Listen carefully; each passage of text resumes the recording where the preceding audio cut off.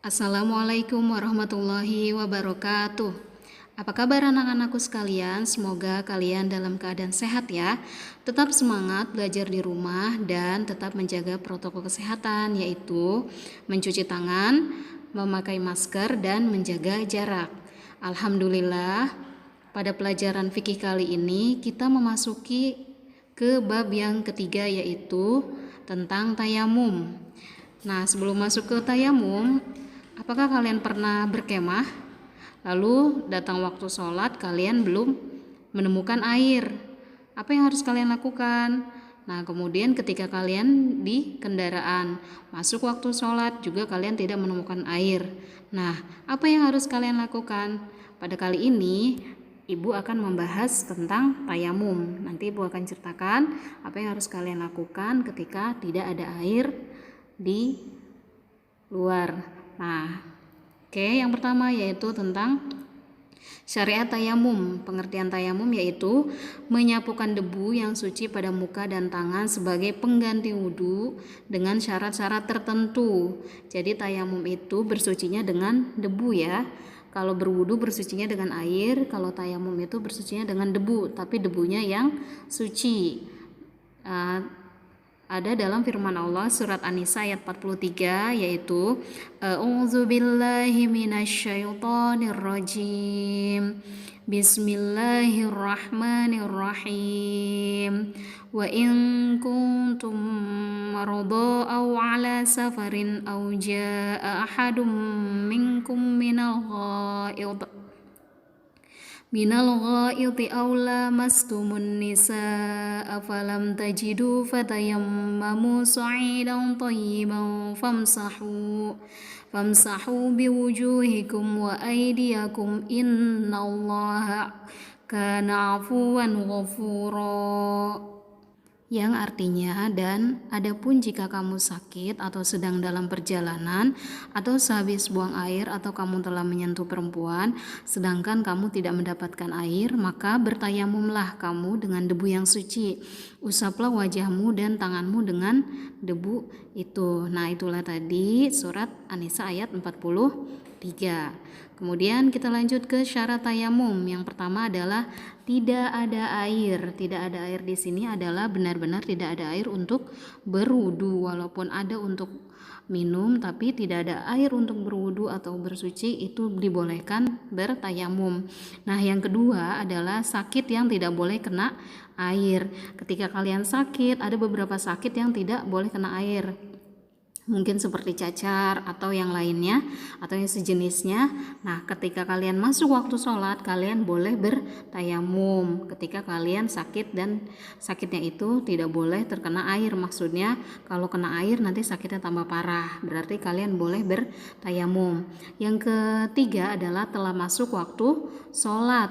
Ketika kalian sedang berada di perjalanan dan dalam waktu yang macet, kemudian datang waktu sholat maghrib itu waktunya sempit. Nah, kalian boleh melakukan tayamum karena kalian di situ tidak menemukan air.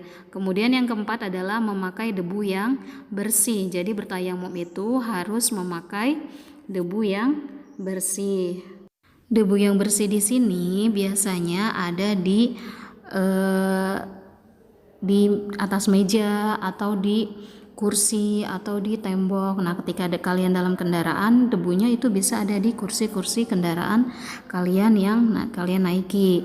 Kemudian yang kelima yaitu dalam perjalanan jauh. Tadi yang sudah Ibu ceritakan ya, ketika kalian dalam perjalanan jauh, kalian tidak menemukan air di dalam kendaraan sedangkan kondisinya macet. Nah, kalian boleh bertayamum. Nah, selanjutnya adalah karena sulit mendapatkan air. Sulit mendapatkan air di sini yaitu bukan tidak ada. Ada hal lain yang lebih besar bahayanya. Contohnya ketika kalian menemukan air atau menemukan sungai, nah di sungai itu ada buaya. Nah, berarti itu sulit untuk mendapatkannya. Kalian boleh bertayamum ya. Selanjutnya adalah air yang ada suhu atau kandungannya mengandung kemudorotan. Maksudnya adalah ketika kalian berada di negara atau di tempat yang udaranya benar-benar dingin.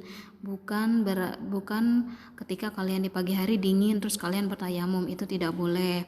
Nah, di sini tidak boleh adalah ketika udaranya benar-benar dingin dan kalian tidak bisa melakukan wudhu dengan air. Jadi kalian di sini boleh bertayamum. Kalau misalnya dinginnya di pagi hari, boleh nggak bertayamum? Tidak boleh.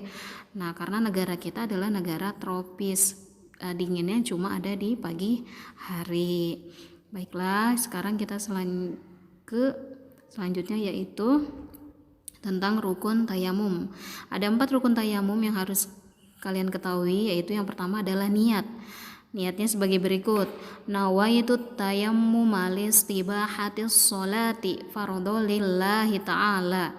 Aku niat tayamum untuk diperbolehkan sholat fardu karena Allah Ta'ala. Itu niatnya. Kemudian yang kedua adalah mengambil debu halus untuk diusapkan pada muka.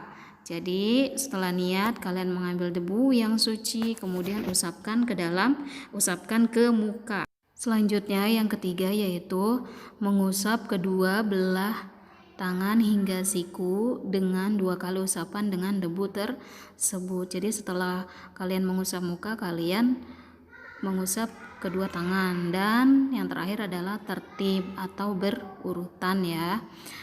Kemudian selanjutnya adalah cara tayamum. Tayamum terdiri dari 2 tepukan. Tepukan pertama untuk wajah dan kedua untuk kedua tangan dan siku. Nah, dalam hadis disebutkan tayamum itu terdiri dari 2 tepukan, tepukan pada wajah dan tepukan pada kedua tangan hingga siku. Jadi, kalau bertayamum itu cuma 2, muka dan tangan saja. Selanjutnya kita masuk ke sunah-sunah tayamum. Nah, sunah tayamum ini ada 3, yaitu 1 membaca basmalah. Bisa kan baca basmalah? Bismillahirrahmanirrahim. Nah, yang kedua yaitu mendahulukan anggota yang kanan. Nah, yang ketiga adalah dikerjakan secara beriringan. Jadi 1, 2, 3 harus beriringan, tidak boleh 2 dulu baru 1. Jadi harus berbarengan. Kemudian hal-hal yang membatalkan tayamum. Yang membatalkan tayamum itu ada 3. 1, segala yang membatalkan wudhu. Jadi yang membatalkan wudhu sama, itu membatalkan tayamum. Contohnya apa? Misalnya kalian buang air besar atau buang air kecil, nah itu membatalkan tayamum. Sama juga membatalkan wudhu juga. Kemudian yang kedua adalah ditemukannya air. Jadi ketika kalian susah air, kemudian kalian tayamum terus ada air, nah tayamum kalian batal. Jadi kalian harus segera berwudu atau bersuci. Nah, yang terakhir adalah hilangnya penghalang. Maksudnya hilangnya penghalang itu yang tadi Ibu ceritakan. Ketika kalian bertemu dengan sungai, mau berwudu atau mau bersuci, kemudian ada buaya, nah kalian tidak jadi bersuci, jadi kalian bertayamum. Tapi karena buayanya sudah pergi, jadi tayamumnya batal. Jadi kalian harus berwudu. Itu yang dimaksud dengan hilangnya penghalang. Nah, itulah ya tentang penjelasan tentang tayamum.